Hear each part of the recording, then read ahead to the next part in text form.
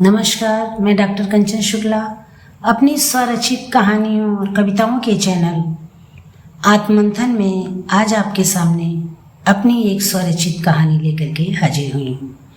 कहानी का शीर्षक है मैं तुम बिन अधूरी। इस कहानी की नायिका दिव्या भारत से अमेरिका रिसर्च करने आती है अपने दोस्त वैभव के साथ और फिर अमेरिका की रंगीनियों में खो जाती है और भारत जाने से इनकार कर देती है। वैभव उसे बहुत समझाता है लेकिन दिव्या उसकी कोई बात नहीं सुनती। क्या दिव्या भारत वापस लौट कर गई या वो अमेरिका की रंगीनियों में ही खोई रही? ये जानने के लिए चलिए सुनते हैं मेरी कहानी मैं तुम बिन अधूरी। मेरी जुबानी, मैं हूँ डॉक्टर कंचन शुक्ला। एक बार फिर सोच लो दिव्या, कहीं तुम्हारा फैसला तुम्हारे लिए ही घातक सिद्ध न हो जाए। वैभव ने दिव्या के चेहरे पर नजरें गड़ाए हुए कहा, मैंने अच्छी तरह सोच लिया है वैभव, मैं यहीं अमेरिका में ही रहूंगी। मुझे भारत लौटकर नहीं जाना है। अब जान मेरा बहुत अच्छा दोस्त बन गया है।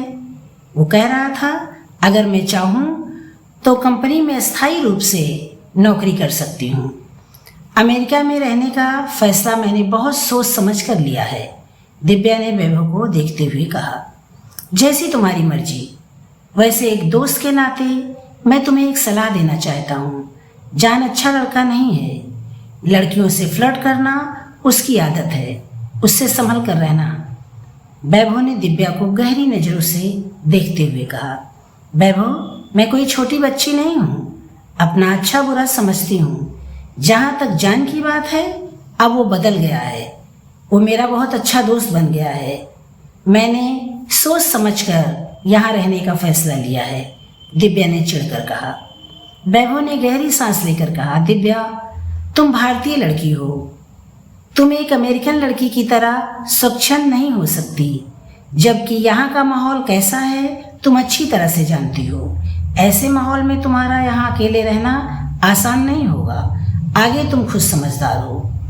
मैं यहाँ के माहौल में खुद को अच्छी तरह संभाल सकती हूँ। वैभव तुम चिंता ना करो। अब मैंने सोच लिया है, ये कॉन्ट्रैक्ट समाप्त करने के बाद भी मैं यही नौकरी करती रहूँगी। इस कॉन्ट्रैक्ट के समाप्त होते ही कोई नया कॉन्ट्रैक्ट कर लूँगी। मैं तो तुमसे भी यही कहूँगी, तुम भी भारत लौट कर ना जाओ। वहाँ रखा ही क्या है, हम लोग यहीं रह जाते हैं, यहीं शादी कर लेंगे। तुमने क्या सोचा है? दिव्या ने वैभव से कहा। उसके चेहरे को देखकर ऐसा लग रहा था उसने अमेरिका में रहने का निर्णय ले लिया है। दिव्या की बात सुन वैभव के दिल में कुछ चुभन महसूस हुई। शायद उसका दिल टूटकर उसके दिल में चुभ गया था। वैभव दिव्या से बेइंतहा प्यार करता था।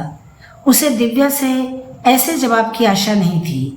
उसने सोचा था दिव्या भी उसके साथ भारत चलेगी। दिव्या ने कई बार उससे कहा भी था वो उससे प्यार करती है, वो उसका साथ कभी नहीं छोड़ेगी।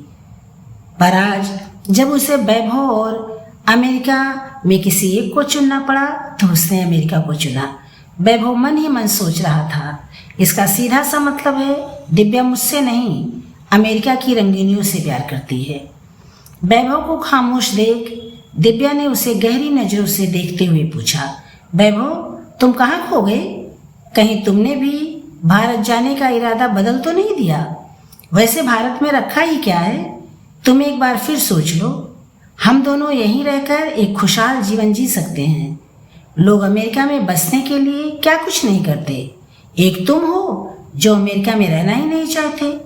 मैंने तुम्हारे जैसा बेवकूफ़ आदमी नहीं देखा जो अपने ही पैरों पर कुल्हाड़ी मार रहा हो। नहीं दिव्या, मैं यहाँ नहीं रह सकता। मैं वापस लौटकर अपने देश जा रहा हूँ। तुम मुझे बेवकूफ़ कह सकती हो, पर मैंने अपनी माँ और अपने देश से जो वादा किया था, मैं अपने कॉन्ट्रैक्ट को नहीं बढ़ाऊँगा। मैं अपनी माँ से किया वादा तोड़ नहीं सकता। हम दोनों भारत से यहाँ कुछ नया सीखने आए थे। यहाँ आने से पहले हम दोनों ने ये निर्णय लिया था हम अमेरिका में बसेंगे नहीं, यहाँ का कॉन्ट्रैक्ट समाप्त कर अपने देश वापस लौट जाएंगे। तुम अमेरिका की रंगीनियों में इतना उलझ गई हो, तुम्हें अब कुछ भी याद नहीं है। पर मैं कुछ भी नहीं भूला। यदि तुम यहाँ रहना चाहती हो तो मैं तुम्हें रोकूंगा नहीं। रिश्ते प्यार और विश्वास से बनते हैं, जोर जबरदस्ती से नहीं। अगर मैंने ऐसा किया तो शायद इस समय तुम मेरी बात मान जाओ, पर आगे जाकर हो सकता है तुम्हारे मन में ये कसक बनी रहे कि यदि तुम मेरी बात नहीं मानती तो तुम्हारी जिंदगी और अच्छी होती। अगर ऐसी सोच तुम्हारे मन में आ गई तो हमारा जीवन नर्क बन जाएगा।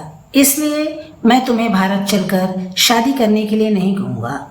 मैं तुमसे प्यार करता हूँ और शादी भी करना चाहता हूँ, पर मैं अपने माता पिता और अपने देश से भी बहुत प्यार करता हूँ। मैं तुम्हारे लिए उन्हें नहीं छोड़ सकता। मेरे माता पिता ने मुझे लेकर जो सपने देखे हैं, मैं अपनी खुशी के लिए उन्हें तोड़ नहीं सकता। मैं भारत जाकर शायद अपने माता पिता की पसंद की लड़की से शादी भी कर लूँ, पर यह भी सच है, मैं तुम्हें कभी भुला नहीं पाऊँगा। तुम भी यहाँ अपनी नई दुनिया बसा लेना। अगर मैं कभी अमेरिका आया तो तुमसे मिलने जरूर आऊँगा। आज के बाद हम हमेशा एक अच्छे दोस्त रहेंगे। भविष्य में तुम कभी भारत आना तो मुझसे मिलने जरूर आना। हम दोनों की राहें जरूर अलग हो गई हैं, पर हमारी दोस्ती हमेशा बरकरार रहेगी। ऐसी आशा मैं तुमसे कर सकता हूँ।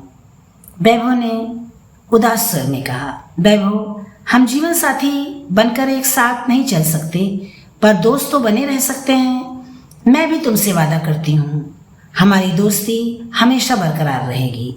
दिव्या ने मुस्कुराते हुए जवाब दिया। अच्छा, अब मैं चलता हूँ।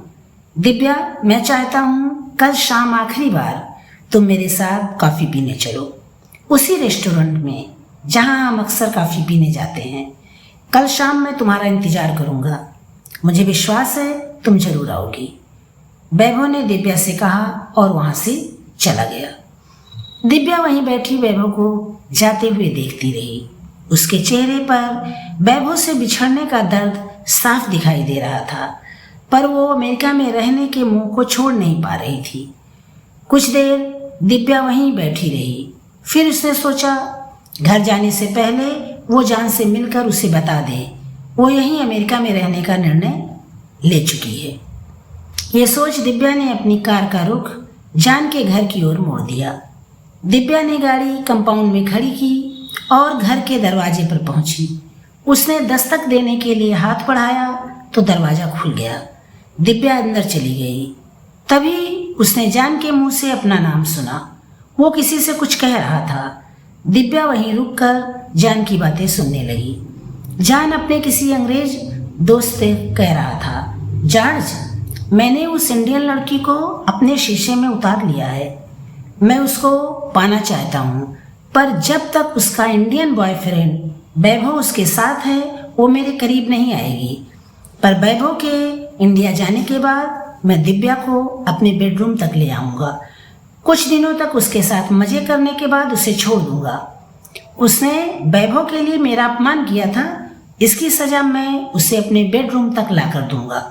वैसे भी मैं उस इंडियन ब्यूटी को पाना चाहता हूँ, तभी तो मैंने उसे अमेरिका के रंगीन ख्वाब दिखाए और वो बेवकूफ़ लड़की मेरे झांसे में आ गई। जान ने जहरीली हंसी हंसते हुए कहा, जान, वो इंडियन लड़की है।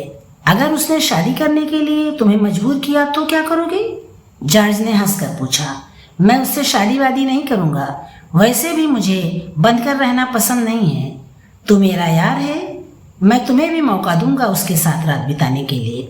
वो इंडियन ब्यूटी है, उसे बातों की जाल में फंसाना मुश्किल नहीं होगा, जान ने व्यंग्यात्मक शैली में कहा। दिव्या जान की बात सुनकर स्तब्ध रह गई। इतना बड़ा धोखा! फिर अचानक उसके चेहरे पर क्रोध दिखाई देने लगा। वो अंदर चली गई। कमरे का दरवाज़ा भी खुला था। अचानक अपने सामने दिव्या को देख जान और जॉर्ज घबरा गए। दिव्या का क्रोधित चेहरा देख वो दोनों समझ गए कि दिव्या ने उनकी बातें सुन ली हैं। जान कुछ कहता उससे पहले दिव्या ने एक जोरदार थप्पड़ जान के गाल पर लगाया। फिर उसने सिंघनी की तरह दहाड़ते हुए कहा, शायद तुम्हें ये नहीं पता, जब कोई इंडियन लड़की किसी आवारा लड़के की ताजपोशी अपनी सैंडल से करती है तो उसका रूप कैसा होता है। इंडियन लड़की का वो रूप आज मैं तुम्हें दिखाती हूँ। इतना कहकर दिव्या ने अपनी सैंडल निकाली और शुरू हो गई। दोनों शराब के नशे में थे तो ज़्यादा विरोध करने की स्थिति में भी नहीं थे। दिव्या ने जमकर ताजपोशी की दोनों की। फिर दिव्या वहाँ से निकलकर अपने घर चली गई। दिव्या रात भर आंसू बहाती रही। उसे रह रहकर खुद पर क्रोध आ रहा था। वो कैसे जान जैसे लड़के के झूठे झांसे में आ गई। उसने अमेरिका की रंगीनियों के लिए अपने प्यार को भी कुर्बान करने का फैसला कर लिया। यही सब सोचते हुए दिव्या कब नींद की आगोश में समा गई उसे पता ही नहीं चला। दूसरे दिन नियत समय पर दिव्या रेस्टोरेंट पहुंची। आज उसने पिंक कलर की साड़ी पहनी थी। ये रंग वैभव को बहुत पसंद था। पिंक कलर की साड़ी में दिव्या आज बहुत सुंदर लग रही थी। वैभव पहले से ही वहाँ बैठा दिव्या का इंतजार कर रहा था। उसने जब दिव्या को अपनी पसंद की साड़ी में देखा तो पहले वो चौंक गया, फिर उसके चेहरे पर दर्द भरी मुस्कुराहट फैल गई। दिव्या वैभव के पास पहुंचकर कुर्सी पर बैठ गई।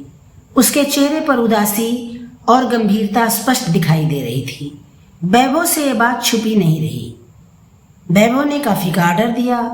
दिव्या वैभव को देखती रही, कहा कुछ नहीं। तभी वेटर 2 कप कॉफ़ी और सैंडविच रखकर चला गया। दिव्या बड़े ध्यान से कॉफ़ी के प्याले से उठती भाप को देख रही थी। क्या देख रही हो दिव्या? कॉफ़ी देखने की नहीं पीने की चीज़ है, वैभव ने मुस्कुराते हुए कहा। तभी अचानक दिव्या ने अपना हाथ वैभव के हाथ पर रख दिया और दर्द भरी आवाज़ में कहा, वैभव मेरा टिकट भी करा लो, मुझे भी तुम्हारे साथ भारत चलना है। अगर तुम यहाँ से चले गए तो मैं तुम्हें खो दूँगी। मैं तुम्हें खोना नहीं चाहती। मैं भी तुमसे बहुत प्यार करती हूँ, ये बात तुम्हें पता है। अमेरिका की चकाचौंध देखकर कुछ समय के लिए मैं बहक गई थी। रात भर मैंने बहुत सोचा, फिर मैं इस नतीजे पर पहुंची, मैं तुमसे दूर होकर जी नहीं पाऊंगी। शरीर से आत्मा को अलग कर दिया जाए तो शरीर तो निर्जीव हो जाएगा। तुम मेरे दिल की धड़कन हो। जब मेरे दिल की धड़कन ही हमेशा के लिए मेरा साथ छोड़ देगी तो मैं जिंदा कैसे रहूँगी। मैं तुम बिन अधूरी हूँ, इसलिए मैं भी तुम्हारे साथ भारत चलूँगी। वैसे मैं एक भारतीय नारी हूँ, अपने पति को किसी सौतन के हाथों कैसे सौंप दूँ। ये कहते हुए अचानक दिव्या के चेहरे पर उदासी की जगह मुस्कुराहट फैल गई। दिव्या की बात सुन वैभव के चेहरे पर खुशी की चमक दौड़ गई। उसने अपना दूसरा हाथ दिव्या के हाथ पर रख दिया। ये उसकी मौन स्वीकृति थी। ये थी मेरी कहानी, मैं तुम बिन अधूरी। अगर मेरी कहानी आप लोग को पसंद आई हो तो इसे लाइक कीजिएगा, शेयर कीजिएगा और मेरे चैनल को सब्सक्राइब करना ना भूलिएगा। समीक्षा करके मुझे ज़रूर बताइएगा ये कहानी कैसी लगी। कल फिर मिलते हैं एक नई कहानी के साथ। आप सभी का दिन मंगलमय हो। नमस्कार, धन्यवाद।